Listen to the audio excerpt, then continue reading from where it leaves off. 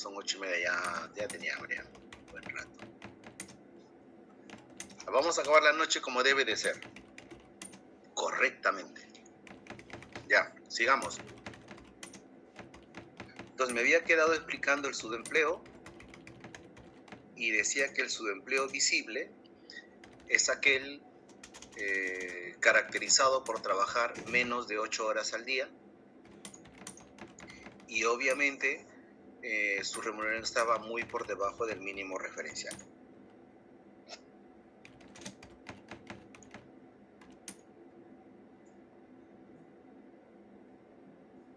Mientras que el subempleo invisible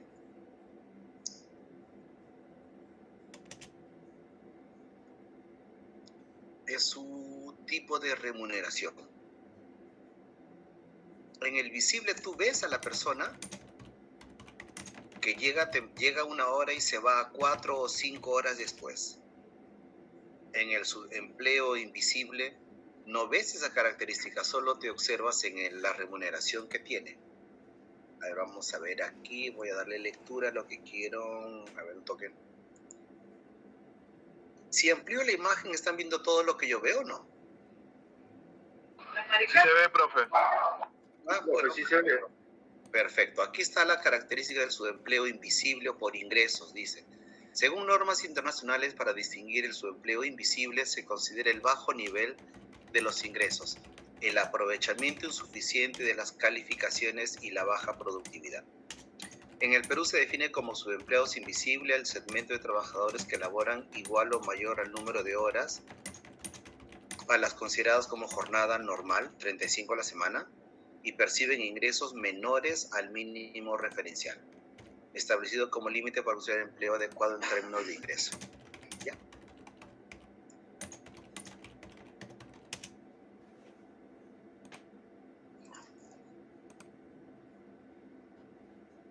Entonces, casi el subempleo invisible está vinculado con el subempleo clásico. Trabajan menos de 8 horas y por ende su salario está por debajo del mínimo referencial. Mientras que el subempleo visible, la característica más importante no es la remuneración, que obviamente igual es baja, sino es el tiempo dedicado al trabajo. ¿Correcto? Que es el famoso part-time. Ya, a ver, vamos a ver ahora algunos indicadores, como las famosas tasas de empleo o desempleo.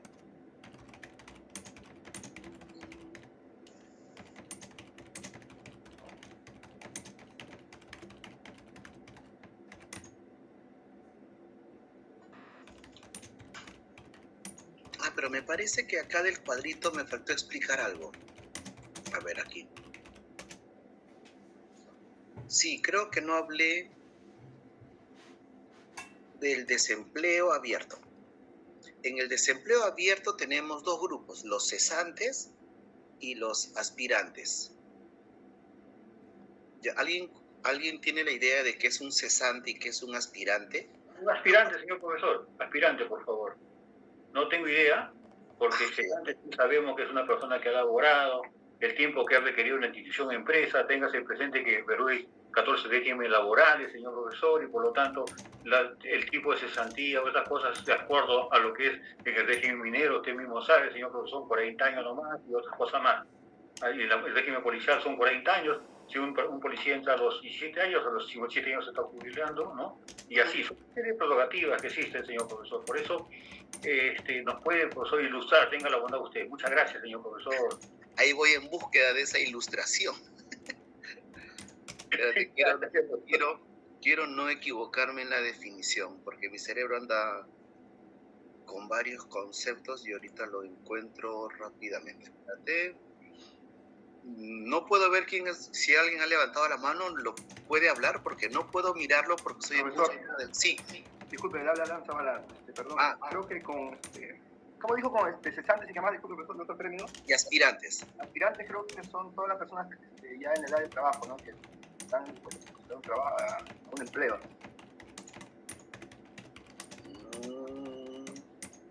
A ver, me parece Espérate, desempleo abierto. Ahorita solucionamos, quiero tener la precisión de los términos, no quisiera equivocarme. No lo encuentro, ¿por qué?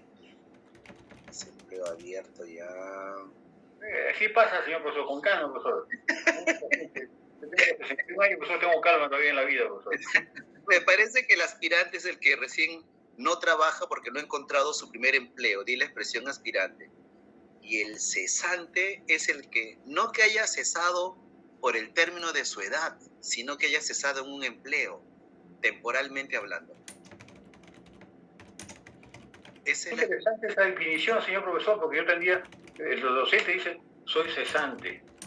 Sí, justo eso justo les iba a comentar, que hay muchos conceptos técnicos que son mal utilizados y eso a la larga genera, bueno, induce al error, definitivamente induce mucho al error, sí. Ya. Por cierto me dice, soy retirado, dice, ¿no? Soy retirado, dice, ¿no? Marino también soy retirado, dice, ¿no? Entonces, ¿de qué estamos hablando? Debe ser una sola expresión, ¿no? Así también como decir un régimen normal laboral, ¿no? No se da, ¿no?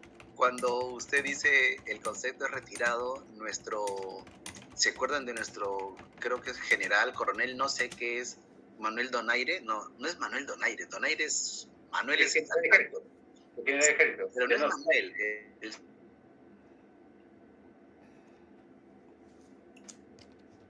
yo soy amigo muy íntimo. Edwin Donaire, gracias. Gasolinazo. Sí, mira. Sí, vamos a suspender el comentario. Marden ha escrito. Acá hemos encontrado un concepto útil. Vamos a comentar eso y luego sigo con Donaire. ¿Pero dónde veo aquí los mensajes? No los encuentro. No encuentro los mensajes. ¿En los 3 puntitos, profesor? ¿No ve 3 puntitos de su pantalla de frente? Sí, estoy ahí, pero no veo que diga mensajes.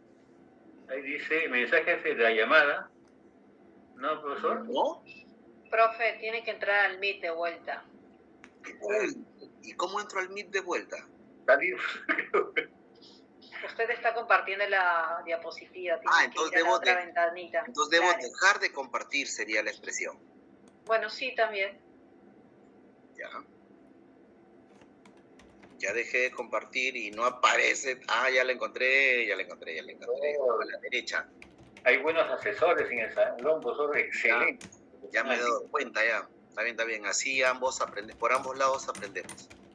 Ya, Marden Román dice, desempleados que tienen experiencia laboral son los cesantes, claro, pero han cesado temporalmente en ese empleo. Di la palabra cesante. No es el cesante que acaba en edad, ¿correcto? Cesante solamente es aquel que deja de trabajar por X motivo. Pero obviamente, si dejó de trabajar, ha acumulado una experiencia previa. Yo estuve trabajando un tiempo en la PRE de la de Lima y de pronto la PRE eliminó el curso de economía y dejé de dictar. Pasé buen tiempo sin tener empleo. Buen tiempo tampoco, no unos 4 meses. No, creo que más. Fue como un semestre, no trabajé. Y durante ese periodo, pues yo calificaba como cesante. Estaba en edad de trabajar, pertenecía a la población inactiva porque no estaba trabajando. Y bueno, debido a el no trabajar, había acumulado experiencia.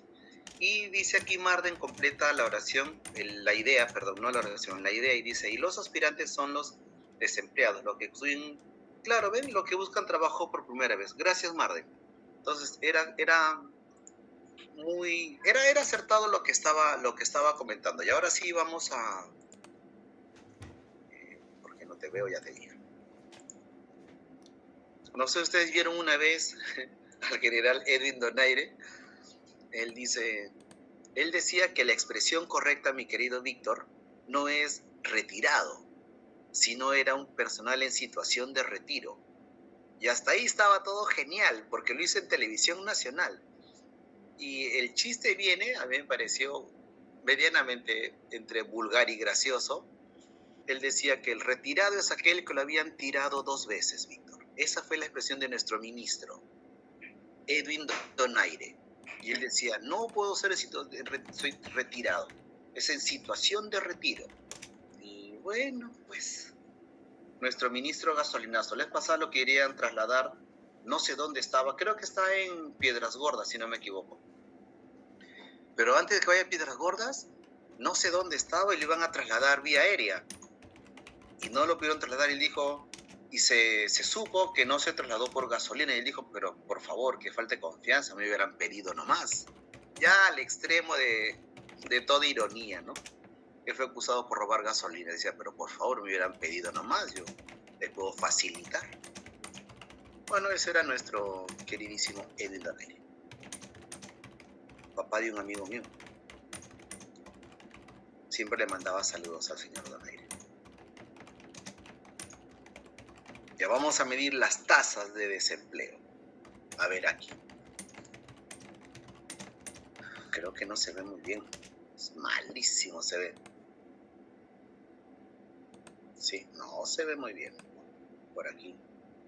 Tampoco. Ya bueno, vamos a aplicar teoría básica. ¿Cómo medimos una tasa?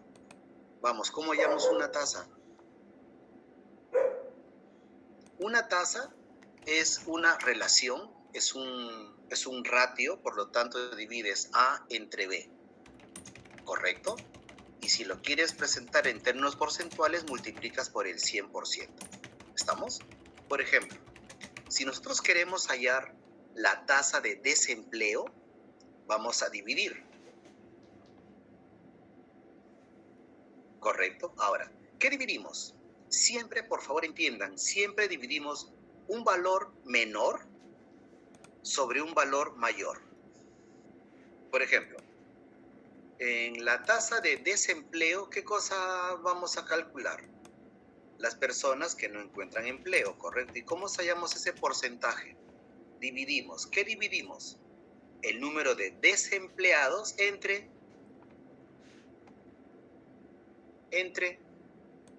ya lo estoy compartiendo, ¿lo pueden ver?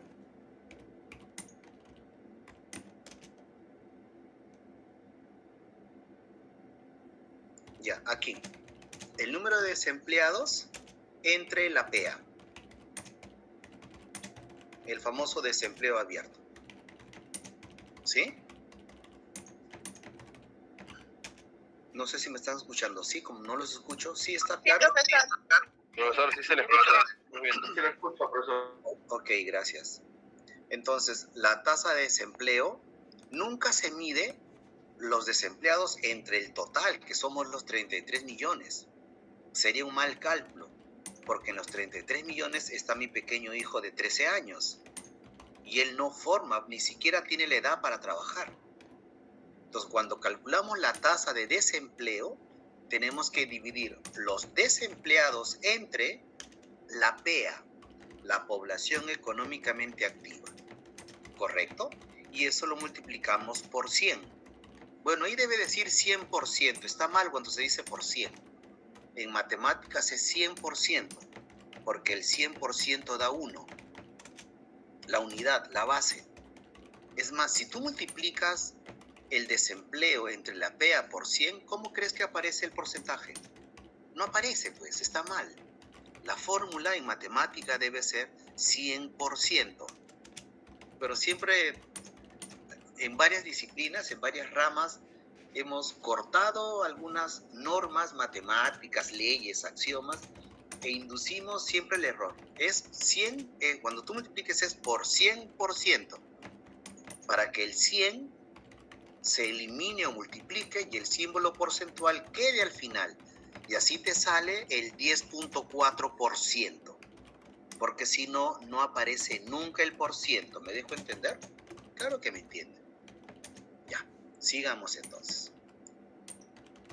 Entonces, así hallamos la tasa de desempleo.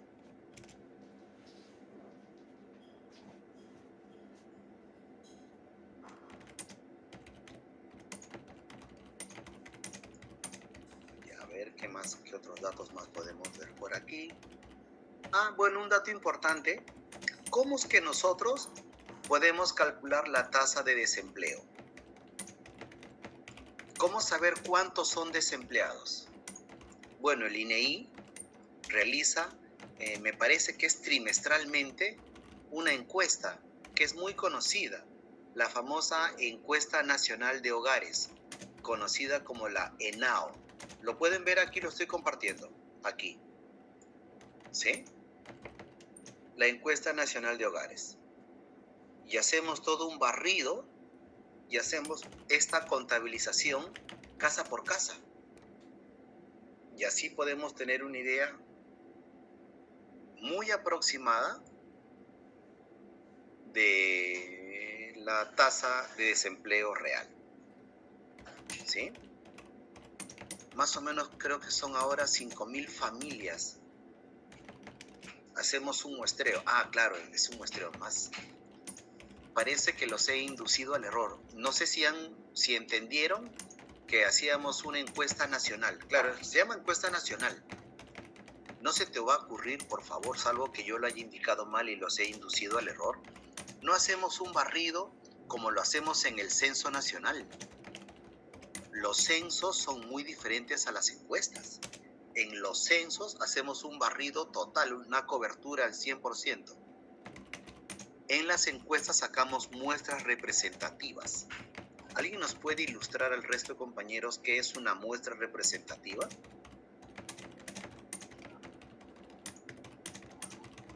¿Tendremos algún compañero que sabe qué es una muestra? Profesor, supongo que será un aproximado, o sea, más o menos, ¿no? Algo tentativo.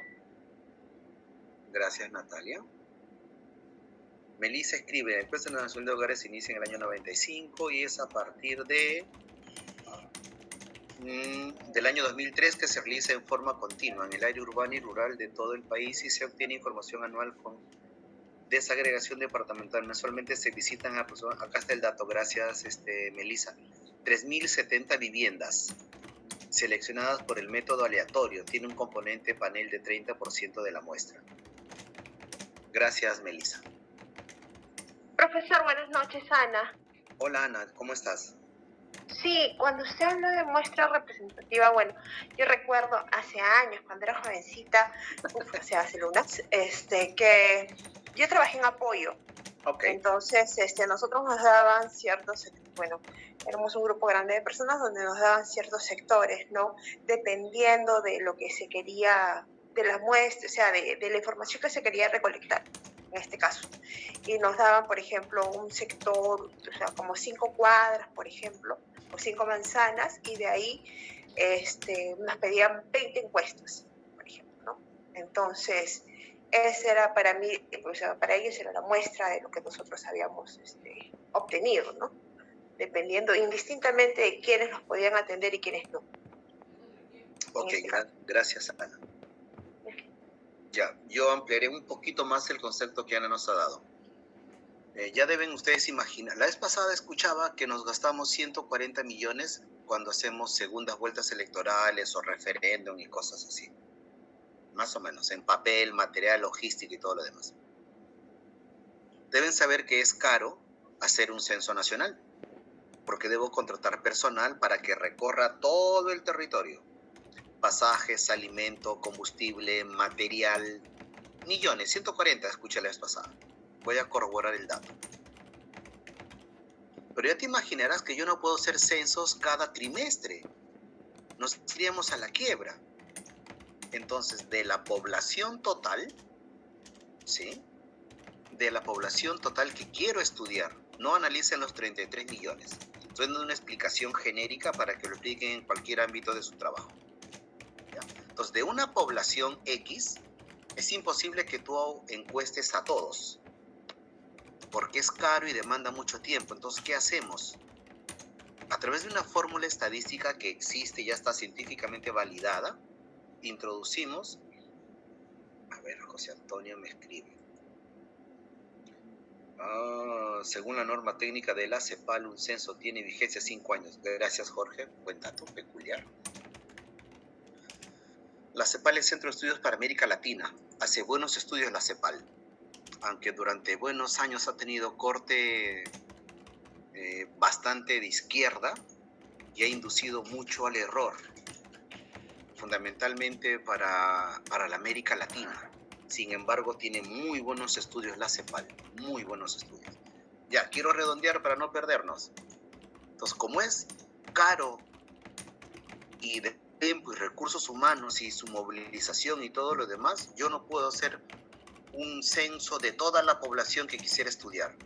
Llámese población lo que quiera. Todo el mundo aplique el ejemplo a lo que mejor podría relacionar.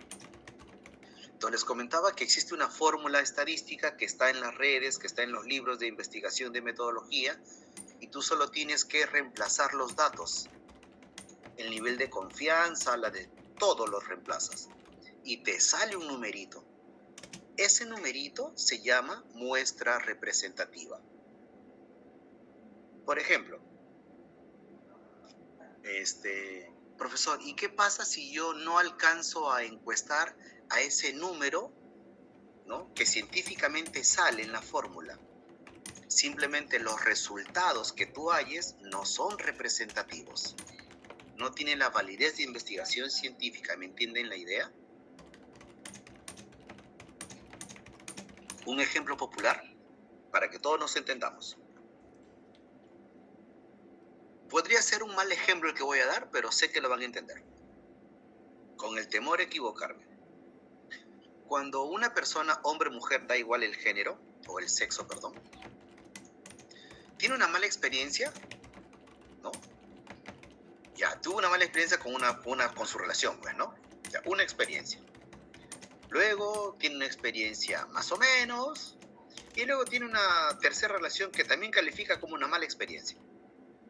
Entonces pregunta, ¿qué es lo más común que una mujer promedio suele comentar cuando tiene estas malas experiencias? Vamos, ¿qué es lo que hace? ¿Me escuchan o estoy hablando solo? Se fueron. Sí, no, sí se escucha. Estamos. Entonces a mi comentario. Claro. Sí, profe. Entonces, erradamente la compañera dice y generaliza, todos los hombres son iguales y nos califican con cierto animal todavía. Lo que ha hecho es un error, una falacia muy común. Ella con 3 experiencias no es representativa su muestra, pues. ¿Me dejo entender? Entonces, nadie puede tomar en serio, para hombres y para mujeres, va el ejemplo, por favor, ¿ah?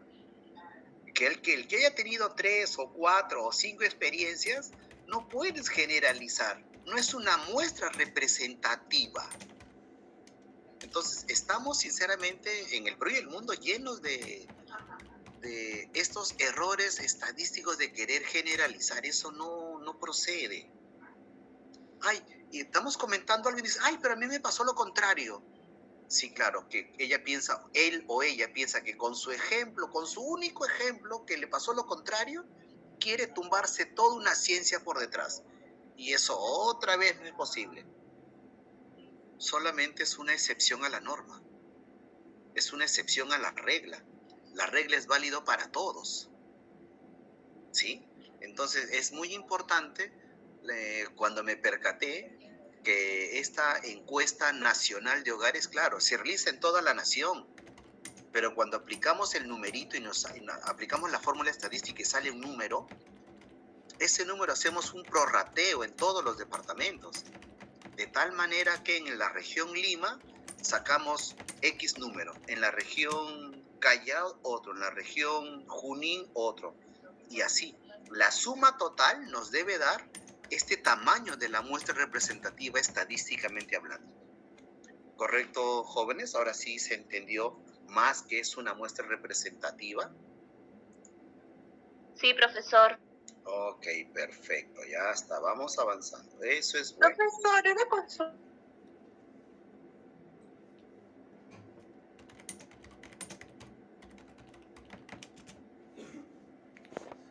¿Cuál sería el número indicado de malas relaciones que uno tendría que tener? Sí. Me quedó la curiosidad. Sí, creo que todas las compañeras le han escrito a Ana Preu. 100, dice Pedrito. Qué buena. No hay un número, Ana. Y si lo hubiera, te cuenta que tiene que ser entre un total de un universo, Ana. Entonces, un montón. Ok. Entonces, gracias. Pasar a tener relaciones, X relaciones, y de esas X sacar una muestra representativa para que yo valide mi idea De verdad que no suena muy tentador eso. Ya, aprendida, lección aprendida. Diana, por favor, en la primera peli corta nomás, amor, no estés buscando evidenciar lo contrario. Okidoki, profe, gracias. Gracias. Pedrito dice, en un año 8 por mes. 8 por mes. Qué buena. Pero no entiendo cómo que en un año 8 por mes. Si un año tiene 12, 8 por mes, bueno, en general. Ah, bueno, en el periodo de un año, 8 por mes, pero 8 por mes. Un aproximado, profesor, para que llegue a los 100. Es un aproximado. Ya entendí ahora sí la idea. Para que haga su Entendí. estadística en un año nomás. No, sí, claro, es importante precisar los términos, si no, eso nos conduce al error, ¿se dan cuenta? Entonces, por eso le preguntaba. Ya, ok, vamos avanzando, está bien.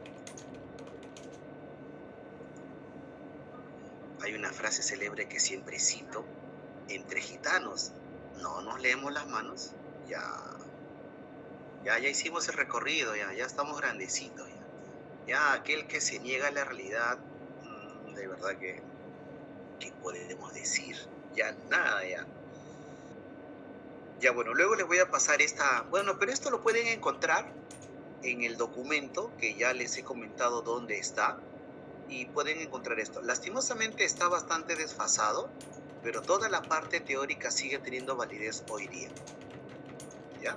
Es más, podemos ingresar a cualquier página, bueno, cualquiera no, a una página del INEI, población, y encontramos toda la data, y data que ni siquiera entenderemos, así que no se compliquen en tratar de comprenderlo todo. No por ahora. Ya. A ver, dejar de compartir. Ya voy a buscar ahora. La vez pasada descubrí que si yo comparto la lámina de la escuela aquí mismo, oculta a todos los estudiantes y no veo a nadie. Entonces, lo que estoy haciendo ahora, voy a consultar, es igual pasarle las láminas a ustedes a través de la escuela que sube las láminas, las diapositivas a la plataforma, y ya yo aquí las comparto desde mi máquina, porque solo así puedo ver a los estudiantes. Si no, solo veo mi diapositiva y ni siquiera sé quién me habla. Aquí siquiera ya cuando alguien levanta la mano, por ejemplo, aquí yo puedo visualizar a Roxana y abajo aparece su nombre, entonces ya sé cuando ella habla, sé que es Roxana, sé que es Pascual, sé que es Michelle, César, Alan, Pedro, ¿no? Igual con Miguel, igual con Víctor, igual con a quien más suelo ver, a Nelly también lo suelo ver bastante, y la otra compañera, ¿cómo se llama nuestra delegada general que hoy día no ha prendido su cámara? Pero Melissa. Melissa, ¿ves? Ya Melissa también la puedo ubicar visualmente, así la tengo en mi radar. Ya. Me han escrito un toque. ¿Dónde estoy? Ah, mira, qué perfecto. Nelly me ha escrito y me ha dicho que ya le pasó este documento a todos los compañeros. Qué bueno, de verdad que yo así quiero una delegada, así totalmente. Yo hablo un ejemplo, todo el mundo lo tiene, no hay nada que hacer, ya nada más se puede pedir. Así que un agradecimiento interminable a Nelly, que está haciendo un muy, muy excelente trabajo. Ya, vamos a avanzar entonces. Vamos a buscar el otro material que quiero compartirles. Ábrete, Sésamo.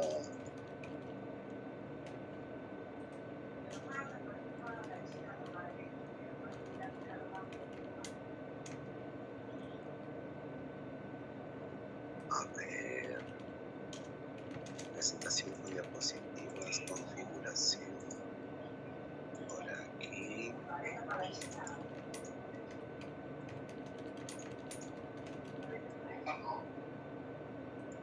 Ya. Vamos a continuar. Vamos a ver. Ojalá que pueda haberlo hecho bien. Que sí. Ya. Sí lo ven, ¿verdad?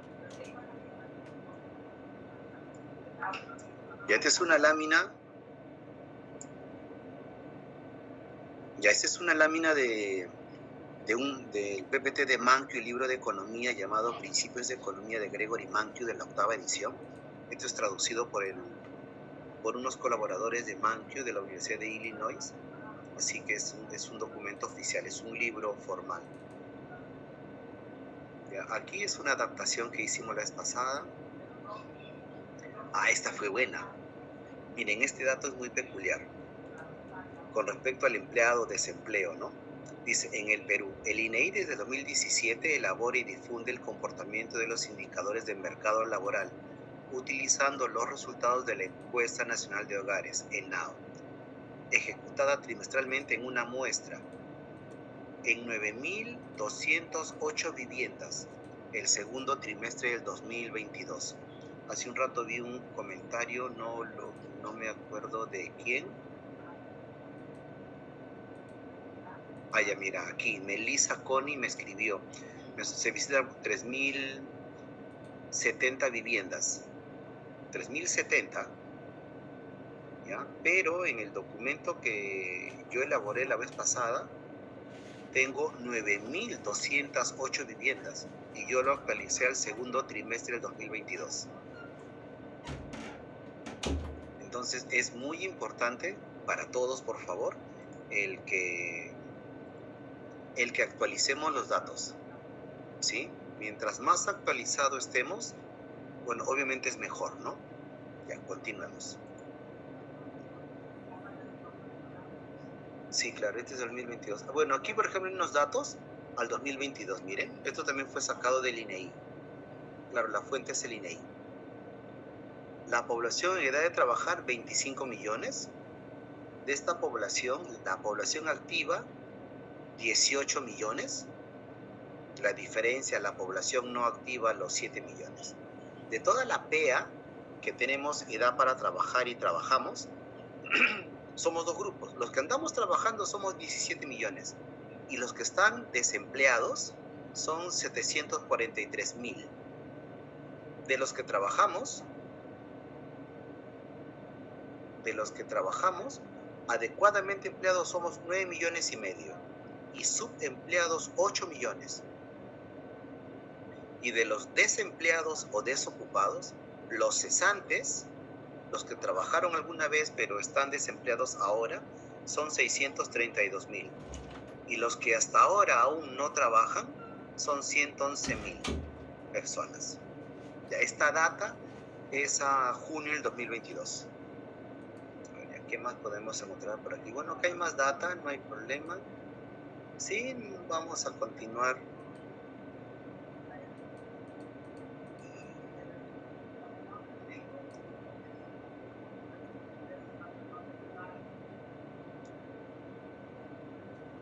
Ah, en algunos ven aquí la imagen que estoy mostrando, ven la diapositiva, ¿sí? Aquí, por ejemplo.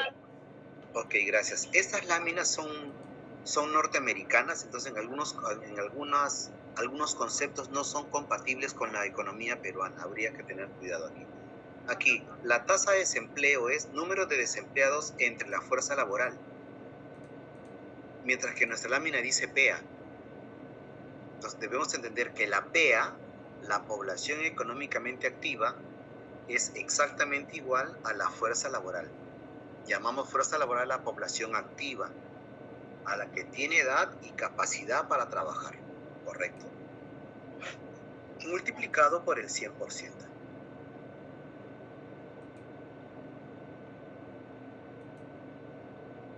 A ver, esto es muy americano, no nos es útil. En Estados Unidos, ahí sí, su grupo demográfico es bien, yo diría, alucinante, en el sentido que ahí sí diferencian blanco hombre, blanca mujer, afroestadounidense hombre, afroestadounidense mujer. Y esto que esta clasificación acá distingue por blancos y negros, hombres y mujeres. Es impresionante. Yo le estaba dando clase a una amiga que está en Estados Unidos, está estudiando trabajo social, está haciendo una especialización en el espectro autista, les estaba haciendo estadística y ella me mostraba ratios norteamericanos. No leo inglés, pero más o menos entiendo. Y encontraba que en Estados Unidos sus ratios oficiales son negros, blancos, latinos, negros documentados, negros no documentados. Es impresionante el nivel como ellos clasifican. para nosotros sería algo bastante racista clasificar de esa manera. Acá solamente clasificamos población masculina, femenina. También hacemos estudios sobre pobreza rural y pobreza urbana. Y nada más, ni siquiera se nos ocurre hacer una división de costa, sierra y selva. Que esa es una burrada española. No me acuerdo qué historiador trae esa clasificación de costa, sierra y selva. El Perú no tiene sierra. Creo que ya les comenté eso antes, ¿no? No recuerdo, pero aquí esa clasificación de serrano no existe. Aquí o somos de la costa o somos andinos, no tenemos otra clasificación más. Pero bueno, ya en fin, pues educar a todos es bien complejo, y peor si el Estado no, y peor si no nace la idea del Estado, más grave. Pero bueno, ya.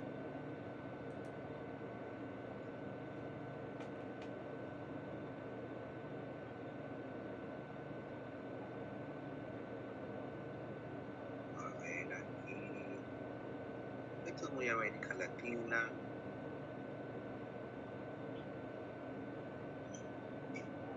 Allá, acá tenemos tipos de desempleo. Esto sí es útil para nosotros. No todo desempleo es de la misma naturaleza, por decirlo así. Ya. Dice, el desempleo nunca baja a cero, fluctúa alrededor de una tasa natural de desempleo. Es imposible que todas las personas que tenemos la edad y la condición para trabajar estemos trabajando. Es imposible que todos trabajemos por diferentes motivos. Por embarazo, por enfermedad, por problemas psicológicos, en fin, lo que fuese. Por lo tanto, en economía existe el concepto llamado desempleo natural. Y llamaremos desempleo natural al desempleo que naturalmente tiene que existir en toda economía. ¿Sí? Y más o menos en el Perú un desempleo natural es del 5%. Entonces, si en el Perú tenemos un 5% de desempleo, decimos que tenemos desempleo natural, que es normal que muchas personas no trabajen. Ay, mi hija es una niña todavía, es una criatura, ¿qué va a trabajar? Comentarios como esos generan desempleos, ¿no? Está muy lejos su trabajo, va a llegar cansada, ¿qué va a comer? Le va a hacer daño. Hoy estaba viendo el reportaje de Zambrano, el jugador de Alianza Lima, porque mi hijo ahora practica fútbol y estamos viendo videos con él para que vaya aprendiendo un poco de las experiencias de otros. Y Zambrano comentaba que a los 16 años él ya estaba en Alemania, y en Alemania todo el mundo, desde adolescentes, todo el mundo va en tren solo. ¿Quién va a mandar acá a su hijo en tren? Ni soñando, y menos solo todavía. En Estados Unidos cumples 18 años, acaba la secundaria, el high school, tienen su fiesta que todo el mundo ha visto en la televisión cómo acaban esas fiestas, casi son, en fin, puntos suspensivos, y luego todo el mundo se va a la universidad, se va de la casa, todos se van de la casa. Es normal que el americano promedio venda su casa grande y se quede en una casa pequeña, tan solo para él y para ella, el esposo y la esposa, los hijos en la universidad trabajando. Todos buscan empleo part-time, todos sin excepción. Y todos se endeudan en la universidad, porque es cara la universidad privada es cara. Mejor dicho, no hay públicas. Bueno, hay universidades algo así como que solidarias, de ciertas comunidades. Tienen un nombre muy peculiar esas universidades, pero todas son privadas. Y te demoras unos 15 a 20 años pagar tu deuda universitaria. Entonces a los 18 todo el mundo se va a su casa, ya lo botas ya. Aquí tienes a tu hijo a los 30, 40 años y le sigues dando el tercer piso, el cuarto piso. Ven, mi amor, acá te damos. Y nunca le das independencia, pues es todo un caso. Pero eso es cultural.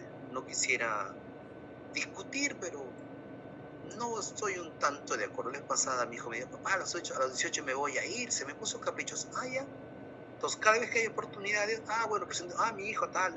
Sí, ya, mire, Matías, a los 18 se va a ir de la casa, me ha dicho. Yo delante de todo, ¿sí? Claro, mira, Melissa me dice, se les conoce universidades comunitarias. Gracias, Melissa. pero me parece que estudian 2 años nomás.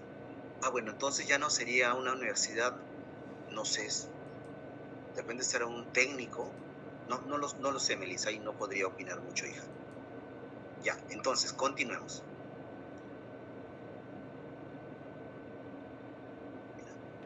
Dice, se requiere tiempo para que los trabajadores busquen los empleos más adecuados para ellos. Explica los periodos de desempleo relativamente cortos.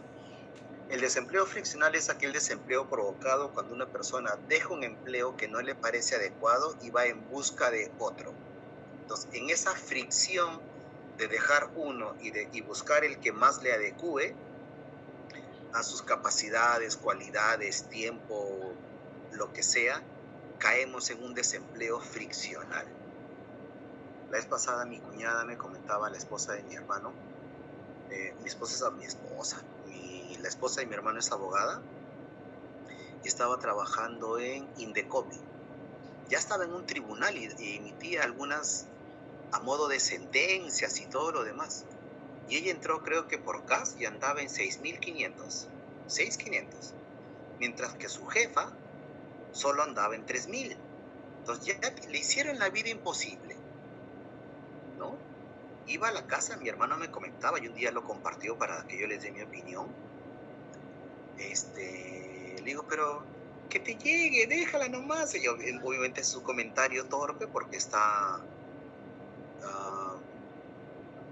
resentida con el sistema, envidia tus capacidades y bueno, por último, piña, pues no. Ella gana 3.000, tú 6.500, ¿ya qué vamos a hacer? La cosa que mi comadre no soportó y dejó el trabajo. Hasta ahora no encuentra empleo. ¿Ves? Entonces las personas deciden a veces dejar un empleo en búsqueda de un mejor empleo, pero a veces no lo encontramos. Y esos son los famosos desempleos friccionales. Ya luego tuvo una bebé de casi 1 año, 9 meses, y solo se dedica a la bebé, no está trabajando. Pero bueno, esa es otra discusión ya. Vamos al desempleo estructural. Resulta debido a que el número de empleos disponibles en algunos mercados de trabajo es insuficiente para proporcionarles un empleo a todos los que desean uno.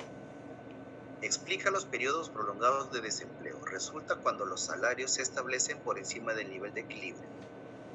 Leyes de salario mínimo, sindicatos y salarios de eficiencia. Ahorita traduzco todo eso. El desempleo estructural. Cuando ingresan personas a un mercado, la estructura de ese mercado genera que no todos encontremos empleo. Por ejemplo, si cualquiera de nosotros nos vamos a Estados Unidos y todos hemos estudiado aquí, ninguno de nuestros documentos serían válidos allá. Entonces, ¿qué nos quedaría? Freír papas, freír hamburguesas, repartir volantes y trabajar de ilegales, en lo que sea. Eso sería nuestro... Entonces, todos nosotros que somos profesionales de diferentes profesiones, andaríamos en desempleo estructural. No hay empleo para nosotros. Sin contar nuestra edad, sin contar que somos latinos, sin contar que somos indocumentados y un conjunto de esas características. Entonces, la estructura de la economía no permite absorber a todos. Como no absorbe a todos, incurrimos en desempleo estructural, porque esa es la estructura de nuestra economía. Así funciona la economía. ¿Sí? ¿Claro, muchachos? Ya. Sí, profesor. Ok, a ver, ¿qué más? ¿Qué tenemos por aquí? Búsqueda de empleo, ¿no? Porque es inevitable, ya es política y búsqueda de empleo. Allá voy a buscar, bueno, aquí en el Perú no tenemos seguro de desempleo. Los salarios mínimos. Esto es interesante para vosotros. Si han escuchado, muchos, me imagino que muchos han escuchado o tienen la idea de que sería bueno que el Estado intervenga y fije salarios mínimos. ¿Correcto? Vamos, ¿todos de acuerdo? Sí, profe. Ya. ¿Quiénes están de acuerdo en que el Estado intervenga ahora y suba el salario mínimo. A ver, Profesor, dime, Víctor. pero es el Estado, mediante sus tres instituciones, como el Poder Judicial, Poder Ejecutivo, Legislativo, el que propone, hace las reformas, ¿no?, económicas en el Perú, en contradicción, no sé, ahora no quiero entrar en política tampoco, pero profesor, hay un detalle acá. Yo he trabajado en Ayacucho 20 años, ¿ya? Y Mira. han creado una ley donde dice que los licenciados de las Fuerzas Armadas, haber trabajado 2 años en las zonas de emergencia, tengan derecho a una bonificación de 2.550 soles. Yo le he dicho, está mal esto, porque no puede ser posible que, viendo la realidad de las cosas, un señor que trabaja 40 años, 35 años, XX, el Sistema Nacional de Pensiones le da una pensión de 700, 800 soles por 30, 40 años. Y a mí me parece insulso que esta ley siga prosperando, porque, y no son pues 1 o 2, ¿no? Yo también voy a favorecerme, pero tampoco no es justo, ¿no? Son más de 500.000 personas que van a favorecer con esta ley. ¿Y cuántos pensionistas tenemos que ganan más de 400, menos de 400 soles? Hay muchos, y no, algunos siquiera alcanzan el sueldo mínimo vital. Entonces digo, si van a subirle así, ¿qué pues si tanto quiere el Estado favorecerles a ellos de una u otra manera, que le paguen un mínimo, y el mínimo de la canasta básica familiar que sea pues 2.000 soles, ¿no? 1.800, porque en verdad todos los días, señor profesor, los costos de vida están muy altos, demasiado altos, que antes con 300 soles se compraba, yo me compraba pues paquetones de cosas, ahora con 500 soles no se compra por semana. Entonces, ¿de qué estamos hablando? Y esas personas que ganan un sueldo de 1.000 soles mensual, ¿cómo viven, profesor? Entonces, esto está muy mal desde el Congreso, porque no hay una cultura de solidaridad a nuestro Perú. Claro, nadie va a regalar la plata a nadie, porque no es también derecho, ¿no? Pero tampoco no vamos a hacer como Venezuela después de subvencionar a todos nuestros pobladores, sino que se desarrolle y progrese en función de una realidad de equidad económica y social en el país, señor profesor, que está muy fluctuante por las cosas, situaciones que están pasando, profesor, disculpe usted. Ok, Víctor. Con respecto a tu opinión, las bajas pensiones, en todos los casos, depende del bajo nivel de aportación, mi querido Víctor. Las personas que lastimosamente ganan el mínimo, el porcentaje del 13% en promedio, hace que solo aporte, por decir, 120 soles, por decir. Entonces, si nosotros sumamos, es más, si solamente aportas 120 soles por 20 años, y estamos haciendo un ejemplo muy burdo, ¿ah? Y tú te jubilas a los 60, trabajaste 20 años, te jubilas a los 60 y yo calculo que vas a vivir 20 años más. Es como devolverte tus 100 soles mensuales. Así de elemental. Si aportaste 20 años, 100 soles, a los 60 te jubilas y calculo que vas a vivir 20 años, te devolveré otra vez durante 20 años tus 100 soles. Eso lo único que quiero que entiendan todos, es que las pensiones que percibimos, todas, están en función al dinero aportado, a los aportes. Sí, señor profesor. Yo también estoy de acuerdo con usted, señor profesor. Disculpe, no voy a tener controversia, profesor, porque usted es mi docente y yo siempre voy a respetar a mi docente, profesor. Pero creo que mucho por hablar, pero lamentablemente, profesor, no comparto de que nuestros familiares, ¿no? Yo sé mucho, mis compañeros también tienen su papito que son pensionistas, ¿no? No comparto, profesor. Con todo respeto, señor profesor. Sí, Víctor, no es mi postura, solo estaba explicando matemáticamente lo que nos corresponde a todos. Señor profesor, sí, correcto. Yo también estaría de acuerdo, Víctor, a que todos no. Los que necesitan deberían tener una una aportación, como tú dices, en función a la canasta básica. Hace un rato comentaste un monto de 1.800, 2.000, y te contaré que nuestra canasta básica alimentaria está por debajo de 500 soles. Solo estoy explicando los números, Víctor. No estoy especificando que la persona con 500 puede subsistir. Eso no es cierto, ¿no? Porque el monto de menos de 500 es para pobreza extrema, mi querido Víctor. Sí, Sin embargo, políticamente, Víctor, a veces hacemos ofrecimientos que, como tú lo dices, son políticos, Víctor. Y no por política podemos empezar a regalar o a generar subsidios, para que no sean regalar, a generar subsidios que seguramente muchos los necesitan, Víctor, pero no tenemos el dinero suficiente para esos subsidios. Yo creo que si lograse el Estado, el gobierno, una mayor recaudación, porque plata hay, Víctor, plata tenemos por montón, Víctor. Si lográsemos cobrar el dinero a Telefónica, a las mineras, a todos los que nos deben, tendríamos plata de sobra, Víctor. ¿Saben cuánto dinero al año se roba en el Estado? Más del presupuesto, doctor. Bueno, en el presupuesto andamos, me perdí en el presupuesto, creo que andamos en 160 y tantos mil millones.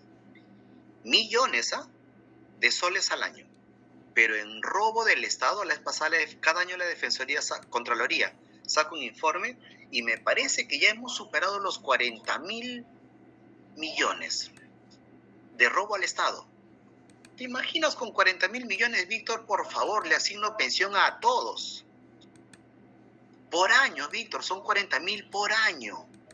Claro, señor. Pero eso será otra discusión, Víctor. Será... No es discusión, profesor, porque yo creo que... No, discusión, Víctor, en el sentido solo coloquial, Víctor. No es un sentido coloquial. Ese tema es para otro día. No quise decir discusión, amigo. No, era... Solo... Un honor. Ok, vamos entonces con el salario mínimo. Yo quería que ustedes entiendan, y espero explicarlo correctamente, que el salario mínimo es perjudicial. Es perjudicial el salario mínimo, porque lo que provoca, entre otras cosas, es mayor desempleo. Primero, cuando estamos a favor del salario mínimo, los únicos que se benefician son aquellos que reciben el salario mínimo. Ahora, ¿cuántas personas de los 33 millones o de los 25 que somos PEA o PET, ¿no? ¿Cuántos de esos reciben salario mínimo? Creo que ni siquiera llegan a 7 millones. ¿Pueden buscar ese dato, por favor, para tener un comentario real? ¿Cuántas personas en el Perú reciben el salario mínimo? Para que vean cuántos se verán beneficiados o perjudicados, ¿no? De hacer un comentario mucho más real.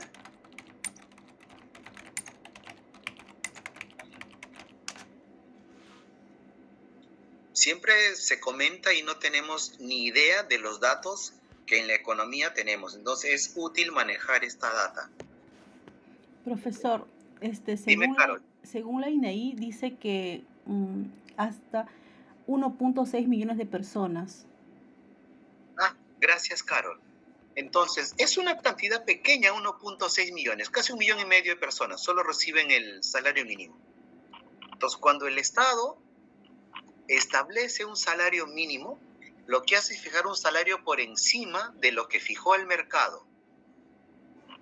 Y cuando yo como Estado obligo, imaginemos que Pedro es un empleador y Alan recibe el salario mínimo de Pedro.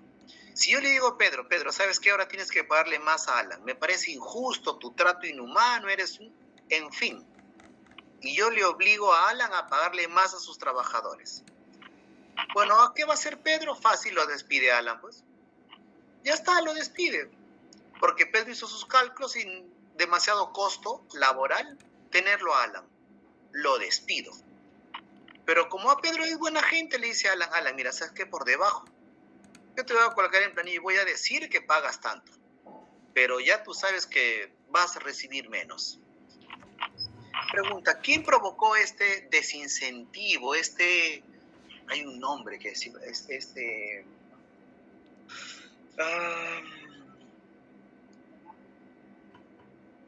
economía le llamamos... ¿Balance, profesor? ¿Desfase? No. Es un incentivo perverso, mi querido Víctor. Cuando el Estado interviene, incentivamos es esta actitud perversa y el mercado deja de ser lo más idóneo, como lo tenemos conceptualizado, porque el Estado intervino.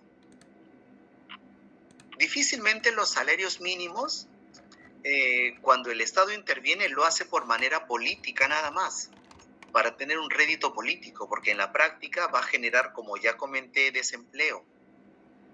Simplemente los empleadores dejan de contratar y empiezan a buscar mano de obra más barata. Entonces, en teoría, el Estado, el gobernante, fue bueno, preocupado por ellos, y yo anuncio un decreto supremo elevando el salario mínimo.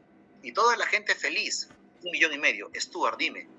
Profesor, una consulta, pero si el Estado fija un salario mínimo, ¿no debería ser el mismo Estado encargado de fiscalizar a todo el sector privado o toda la masa empresarial, que al momento que paguen los impuestos no deberían haber sueldos menores al salario mínimo? O sea, no, ¿de qué se beneficia o cuál es la razón de ser de que se estipule un salario mínimo si no hay un reglamento que haga cumplir que las empresas no puedan contratar o puedan recibir personas y que puedan prestar por debajo de ese salario? Entonces, ¿cuál sería ahí el papel del Estado, no? Ah, ya. Hasta ahí, mi querido, todo es en teoría.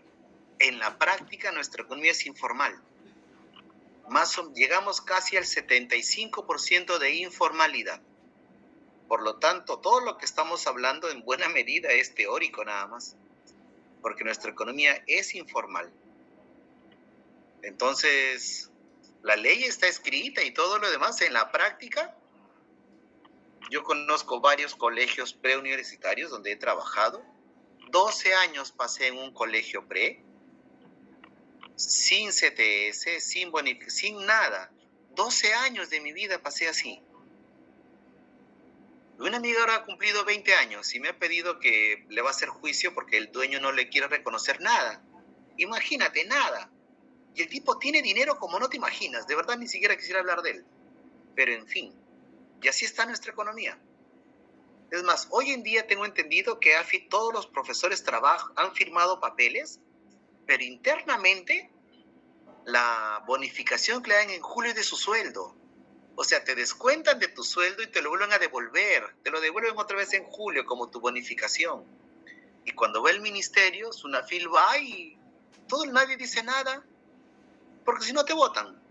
Y como uno considera que no tiene a dónde más irse, sigues permitiendo esta injusticia.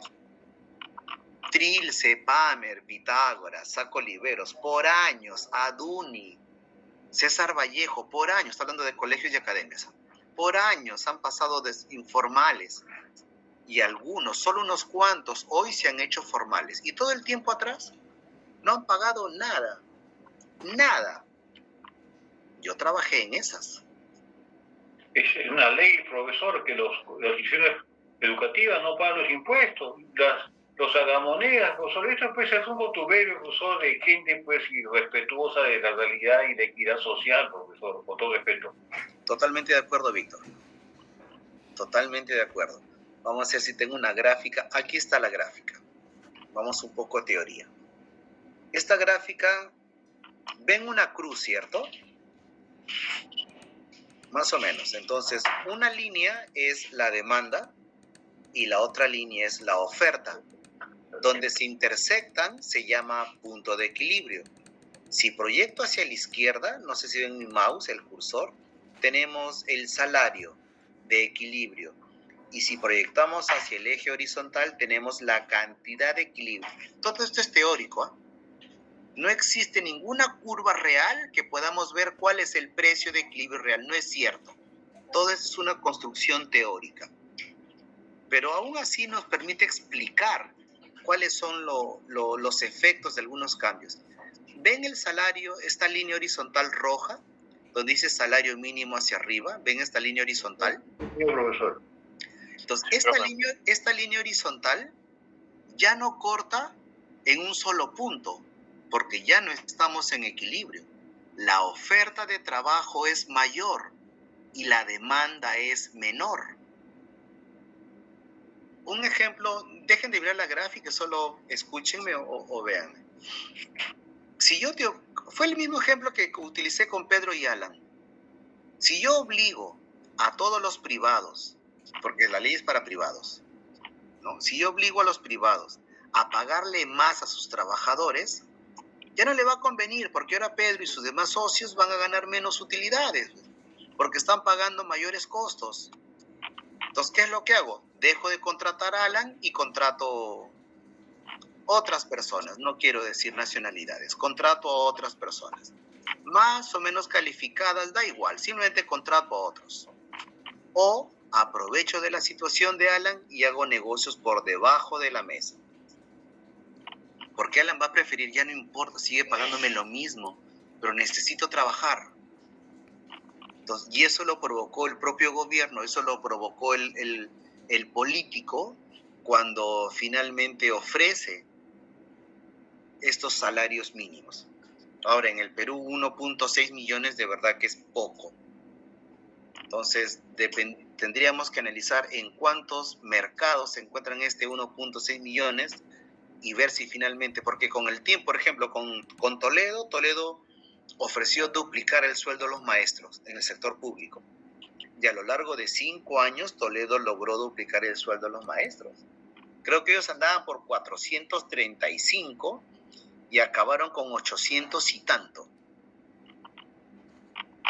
Y ya, entonces, tenemos que ver políticas de mediano y largo plazo. Si solo somos cortoplacistas, pues la situación no va a solucionarse absolutamente en nada.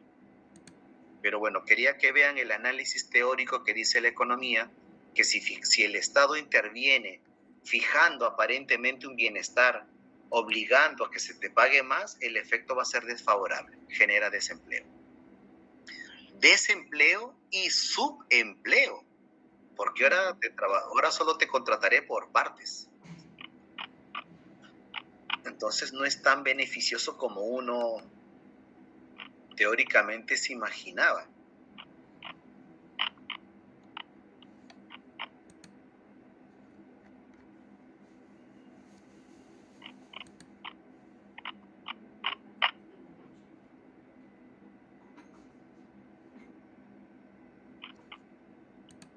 Acá hay otra teoría que es muy interesante. Aquí los sindicatos no son tan fuertes como en otros países, pero los sindicatos también han logrado que los salarios se eleven y que las mejores condiciones laborales se logren concretar. Eso está bien, ¿no? A ver, esta teoría también es interesante. Son 21 y 36. A ver, voy a hacer un corte como quien reposamos y voy a pasar a asistencia. ¿Ya? Y ya, eso nos va a mantener un rato en descanso. Creo que no está por aquí, no está aquí, tampoco está, creo que está aquí, gestión académica, asistencia de estudiantes, ya está, ahora sí.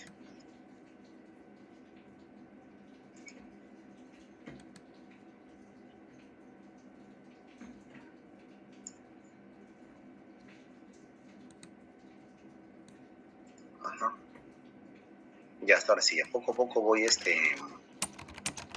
teniendo un dominio de esta plataforma. A ver si me prestan atención porque ya no los veo. Patrick Agurto. Buenas noches, profesor. Buenas noches. Michelle Anchelia. Presente, profesor. Buenas noches. Melissa Ángeles. Buenas noches, profe. Presente. ¿Cómo estás, Melissa? Stuart Aparicio. Presente, profesor. Víctor Atúncar. Buenas noches, profesor, presente. Gracias. Víctor Atilio está presente. Carol Mariela, buen día. Presente, profesor. Buenas noches. Buenas noches, Carol. Manuel Hilario Calderón. Presente, profesor. Buenas noches. ¿Qué tal, Manuel? Roberto Jesús Calla. Roberto Jesús Calla.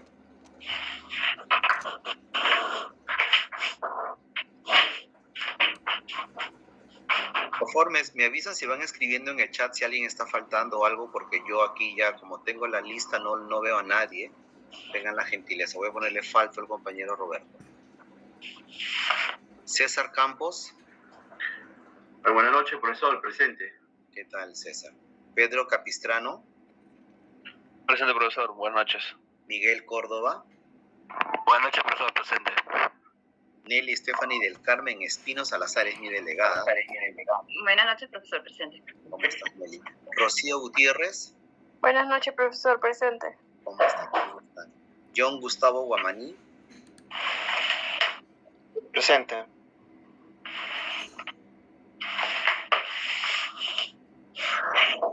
Gladys Leslie Lescano, Buenas noches, profesor. Presente. ¿cómo estás? Yael Alessandra Mirano, Presente, profesor. Buenas noches. Catherine Milagros Muñoz, Presente, profesor. Buenas noches. Juan Manuel Obando, Buenas noches, profesor. Presente. ¿cómo estás, Juan Manuel? Jonathan Pajuelo, Presente, profesor. Buenas noches. buenas noches. Ana Sofía Paredes de la Cruz, Buenas noches, profesor. Presente. Gerson Parodi, Presente, profesor. Buenas noches. ¿cómo estás? Pascual Ramos, Buenas noches, profesor. Presente. Jorge Antonio Sarmiento, Buenas noches, profesor, presente. Luis Antonio Simón, Presente, profesor. Buenas noches. Gonzalo Suárez, Buenas noches. Presente. ¿cómo estás, Gonzalo? Kiara Tirado, Buenas noches, profesor. Presente. ¿cómo estás, Kiara? Miguel Omar Velázquez, Buenas noches, profesor. Presente. Alan Zavala, Profesor, buenas noches, presente. ¿cómo estás? Natalie Sea, Profesor. Presente. ¿Qué tal? gracias, ¿cómo estás, Natalie? Y Roxana Zuni. Presente, profesor. A ver, en la tarde estuve conversando con Nelly. ¿Qué compañera creo que no iba a venir o algo así? No recuerdo estas horas de la noche ya. ¿O sí está en clase? Nelly? Sí está en clase. No era un tema de asistencia, era un tema de cámara. De cámara. Pero sí está en clase. Ya me acordé. Gracias, Nelly. Ya, entonces finalmente solo tenemos un compañero ausente hoy. Profesor, buenas noches. Presente, Roberto Calle. Ahí está. Gracias, Roberto. Ya estabas a punto de estar ausente. Gracias a ti, no te preocupes. Nunca falta, profesor, es el compañero, nunca falta. Qué bueno, eso de verdad que...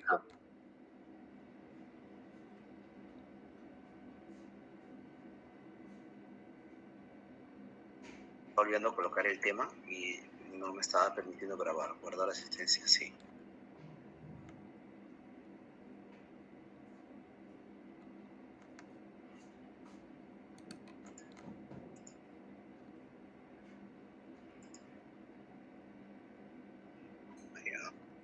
Está bien. ¿Y ahora dónde estoy?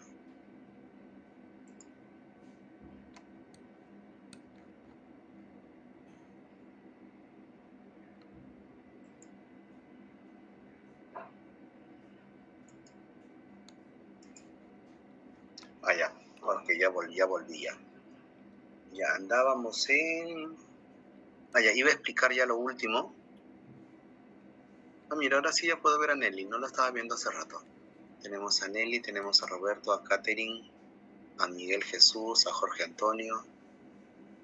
Bueno, a Víctor ya lo tengo toda la noche acá con nosotros, a Pedro también, Roxana, Michelle, Gerson, Alan, Juan Manuel. También tenemos a Catherine. Estoy hablando solo de los que puedo ver, ¿no? Ya tengo a Carol también. Ya, ok. Vamos a César Martín también lo tenemos, a Natalie Carol. Ya. A ver, vamos a compartir ya lo último de la noche. Todavía tenemos 18 minutos. No está. A ver, creo que debo de...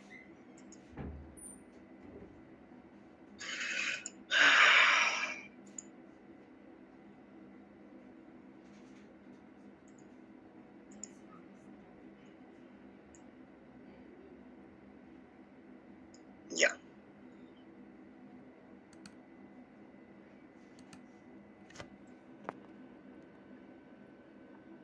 Ya, entonces vamos a ver ahora la famosa teoría de los salarios de eficiencia. Dice, Con base en la teoría de los salarios de eficiencia, las empresas operan más eficientemente si los salarios se ubican por encima del nivel de equilibrio. Pero esto no es por obligación del Estado.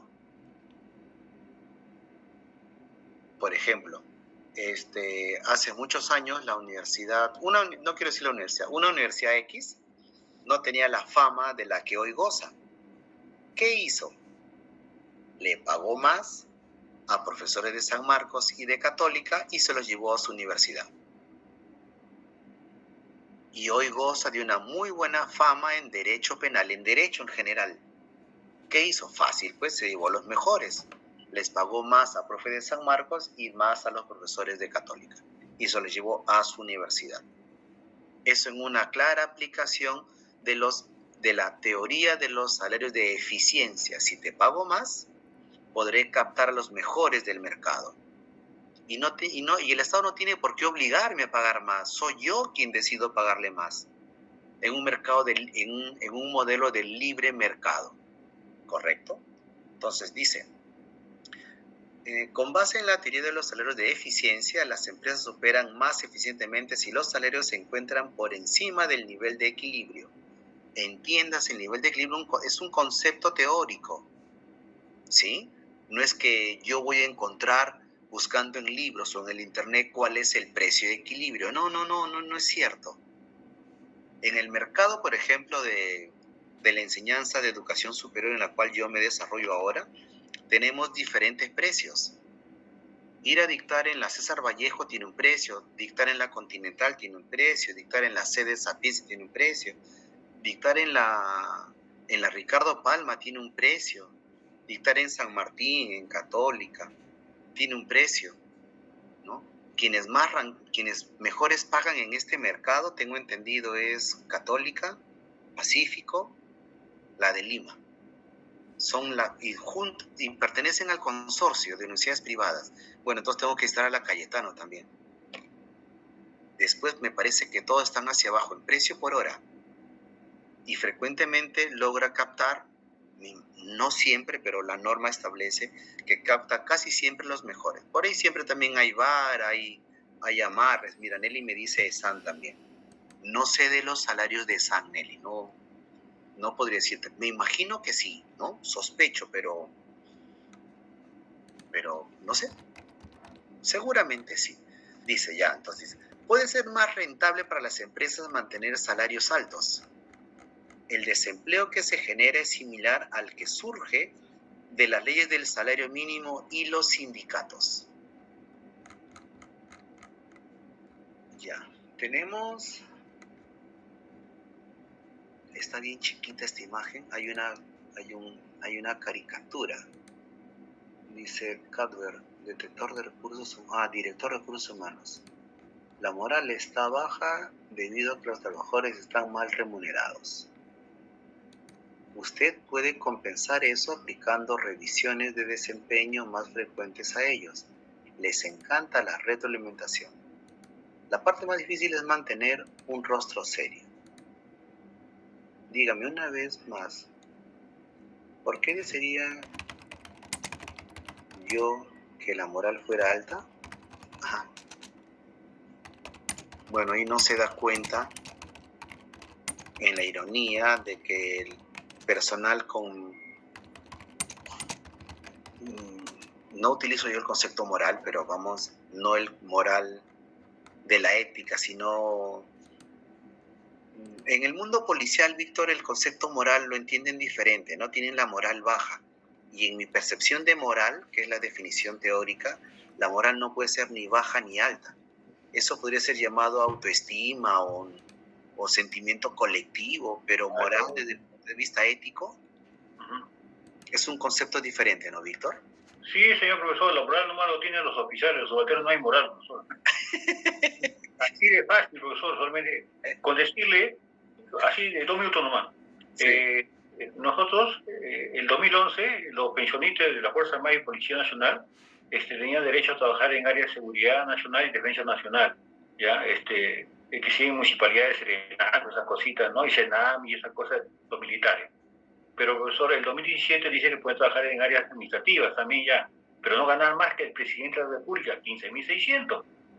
Pero disculpe, profesor y compañeros, estos sanguijuelas, estos zánganos de Montoya, Chiabra, Cueto, William y otros más, que hay un subalterno también ya, ahí en el Congreso, y juntamente con Alba, sacaron una ley para ellos, para los militares que están ahí, que pueden ganar más de 15.600, ¿no?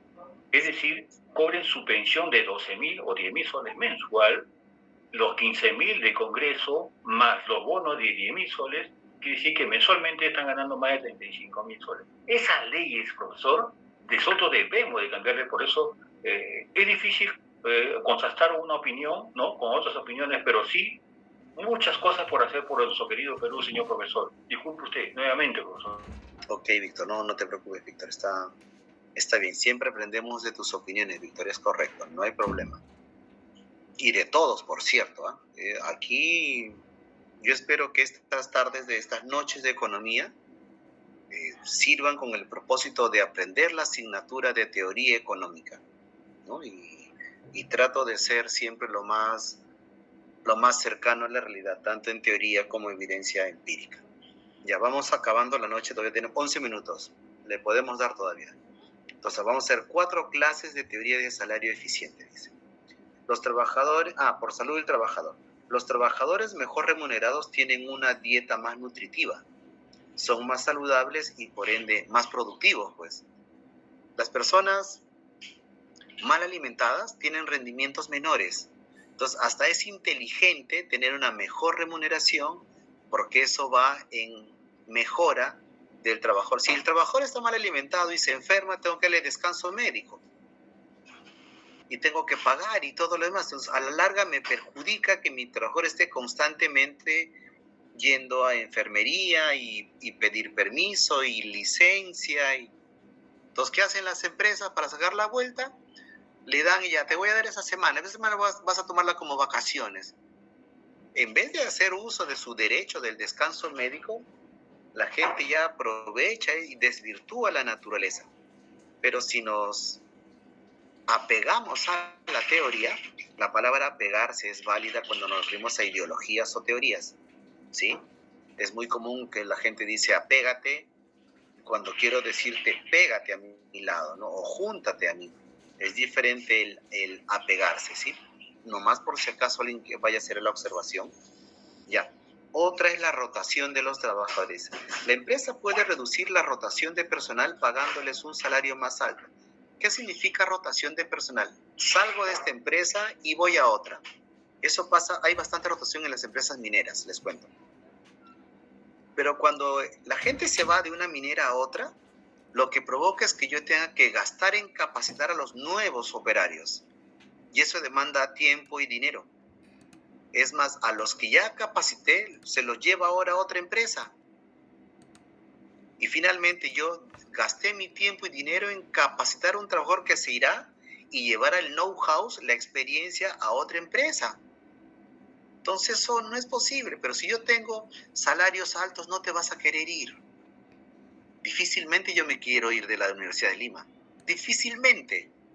Salvo que venga otra y me ofrezca más dinero. ¿Cómo es? No, por dinero me iría, ¿no? Bueno, dinero y otros factores, pero si somos muy objetivos, claro. Pero técnicamente estoy contento de estar en la universidad. Por el ambiente, el clima laboral y es un buen salario. En una maestría, sí, un compañero mencionaba, un gerente, ustedes saben que las grandes corporaciones privadas pagan a sus mejores gerentes juniors o de menor jerarquía, les pagan maestrías para que luego ellos retornen a la empresa e incorporen todo lo aprendido. Yo he tenido amigos que no trabajaban y iban 100% a la universidad a la maestría. Entonces la empresa invertía en ellos pagándoles un sueldo sin que trabajen. Ellos iban a la universidad, recibían su sueldo y seguían yendo a la universidad pagados por la empresa. Y un gerente me contaba que había cometido un error y ese error le costó a la empresa, ponte, pues, 120.000 soles. Y este gerente pensó que le iban a votar, así que fue a hablar con la gerencia general y dice que le ofreció su carta de renuncio, ¿no? Él quiso que renunciara antes que lo voten de una manera inadecuada, pensó él. Y él me cuenta que el CEO de la empresa le dijo, ¿tú crees que me cuesta 100.000 en pérdida? Ahora tengo 120.000 razones para que no te vayas. Porque lo que has aprendido ahora, si yo te voto, lo que has aprendido ahora, ya no lo vas a volver a cometer en la nueva empresa donde vayas. Por lo tanto, toda la inversión de dinero en pérdidas que tengo para mí es un aprendizaje total. Así que quédate nomás y no sigas cometiendo más errores. Tu aprendizaje me cuesta dinero.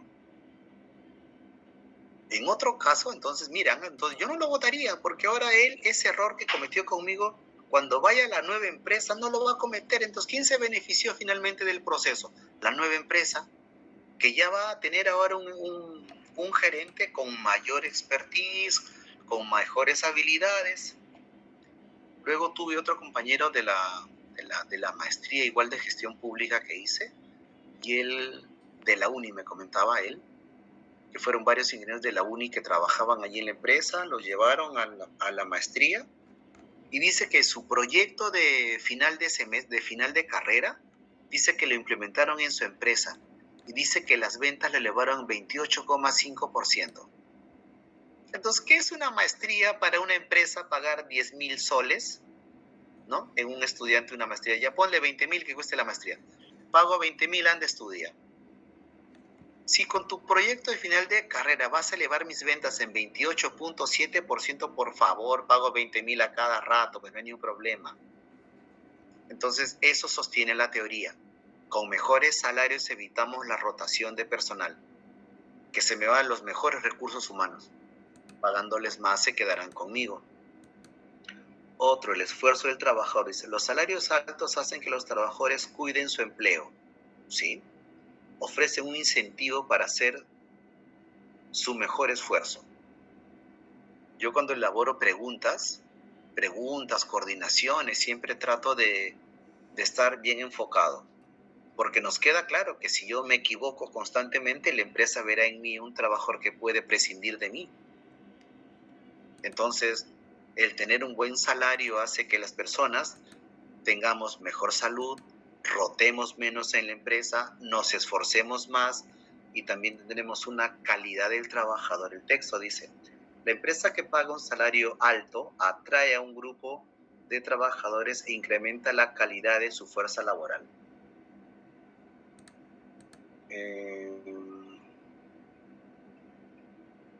Sí, pues, digamos que he estado en 2 universidades y 3 escuelas superiores, y lejos la Universidad de Lima, en el clima laboral, en el tipo de personas que hay, es claramente muy superior.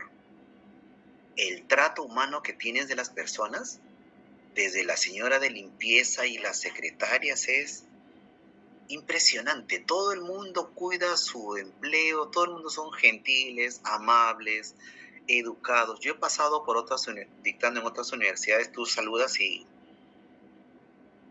no te saludan, no te responden. Es muy interesante.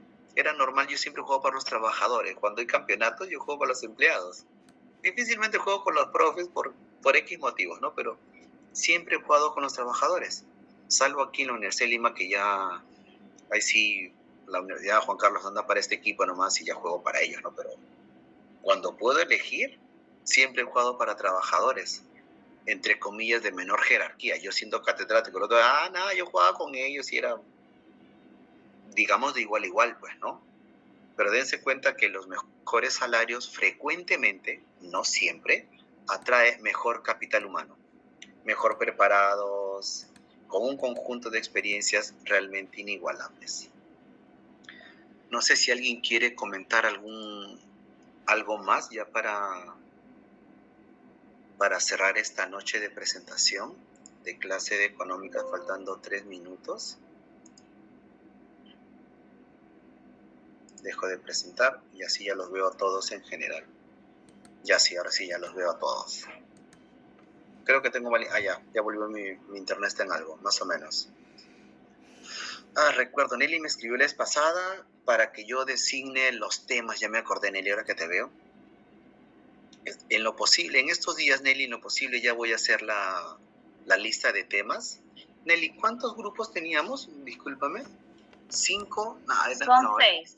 6. Son 6. Son 4 de 5 y 2. 4 de 5 y 2 de 6.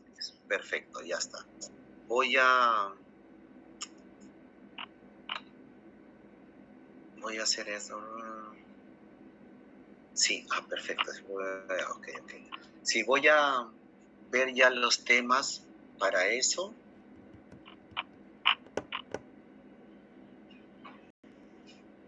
Estamos recién en la semana 3, en la semana 4. Tengo que ver en qué semana estamos porque creo que en la semana 9 he puesto la evaluación parcial. Entonces, Estamos en la 3. Gracias, Nelly. Estamos en la 3. Ya. Eso tenemos que ver. No quisiera que se acumule demasiada teoría y luego se les haga muy pesado estudiar. ¿Sí? Dense cuenta que yo voy a tomar preguntas de lo que avanzamos en clase y del material. Trataré de no ser muy, ¿cómo se dice?, exquisito con la exigencia académica. Sin embargo, no quisiera que solo escriban por escribir.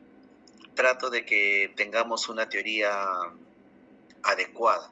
Yo no puedo exigir la forma de estudiar de un chico de 17 años, por ejemplo, ¿no? Eso, por nuestras labores, por nuestras actividades laborales, las actividades de casa, y yo reconozco su esfuerzo de seguir estudiando, pero por favor no nos vayamos al otro extremo y respondan cuestiones, profesor, pero yo acá quise decir esto, pero no, tratemos en lo posible, por favor, de mantenernos siempre alineados y dentro de la teoría económica. No sé si tenemos alguna sugerencia, algo por el estilo.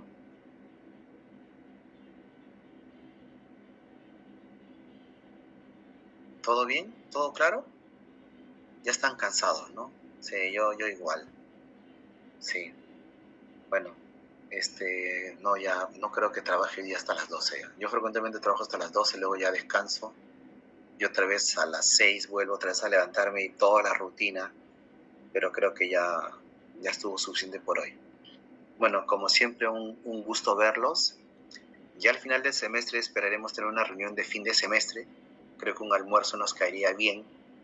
No hay nada mejor que verlos, así que si todo nos acompaña satisfactoriamente nos estaremos viendo, aunque sea en el almuerzo de final de semestre. Aún falta bastante, pero va a ser agradable. Seguramente será agradable verlos. Y bueno, nada, se me cuidan muchísimo. Y ya, nada, cuídense mucho, por favor, cuiden bastante a sus hijos, a toda su familia. Y nos vemos el próximo martes. Yo mañana te dedico a logística. Gracias, profesor. Buenas noches, profesor. Gracias. Buenas noches, profesor. No se preocupe.